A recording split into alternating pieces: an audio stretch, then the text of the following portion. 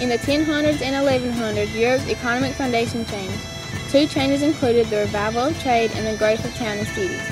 Two cities that were involved in trade were Venice and Flanders.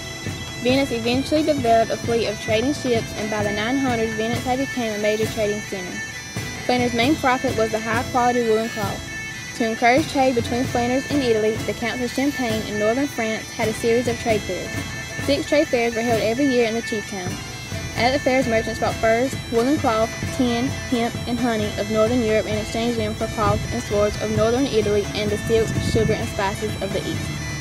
As the trade increased, demand for gold and silver coins arose at fairs and trading markets of all kinds. Trading companies and banking firms were set up to manage exchange and sale of goods. All of these new practices were part of the rise of the commercial capitalism and an economic system in which people invested in trade and goods to make profits. The oil attacks in Europe ceased. Europeans felt more secure and began to settle down. That led to the doubling of the population. After 1000, it began to get warmer, and the food production rates increased. Peasants began to drain swamps and cut down trees, and by 1200, Europeans had more land than they have today. The changes in technology was a big help for the development of farming. Iron was very popular, and that was used for most of their weapons and tools. Karuka, a wheel plow with an iron plowshare, was used to turn heavy soils to let them drain. The practice of turning soil kept the soil fertile and therefore allowed people to grow more crops.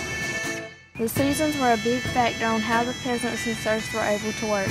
In August and September, harvest was very heavy and called for a lot of labor. When October came around, they worked the ground for the planting of crops, and in November they slaughtered the excess livestock to use for food. To preserve the meat for winter, it would be salted. February and March was plowing time. They plowed for the planting of spring crops.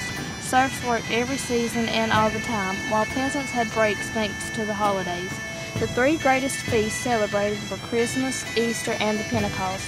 The basic peasant diet was bread, but a highly nutritious bread contained barley, meat, and oats, which gave the bread a dark color and hard texture. Other foods that peasants ate were vegetables, cheese, nuts or berries, and fruits. There was also chickens that provided both meat and eggs, but meat was only eaten on great feasts. Peasants, serfs, what's the difference? Well, the truth of the matter is that peasants are a low social class of people who farm or are farm laborers, while a serf is kind of like a slave to their lord.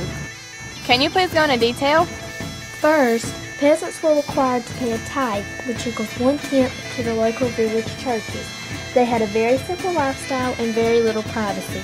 Peasants lived in cottages that had a wood frame surrounded by sticks, with spaces between the sticks filled with straw, then covered over with clay. These houses normally had 2 rooms, the main room which was used for cooking and other activities, and another room for sleeping. In the main room there was a hearth used for heating the house. Now what about the serfs? Serfs worked for the lords. They paid rent and were subjected to the lord's control. They worked about 3 days a week, and they paid their rent by giving the lords a share of the product they raised. Oh, now I get it.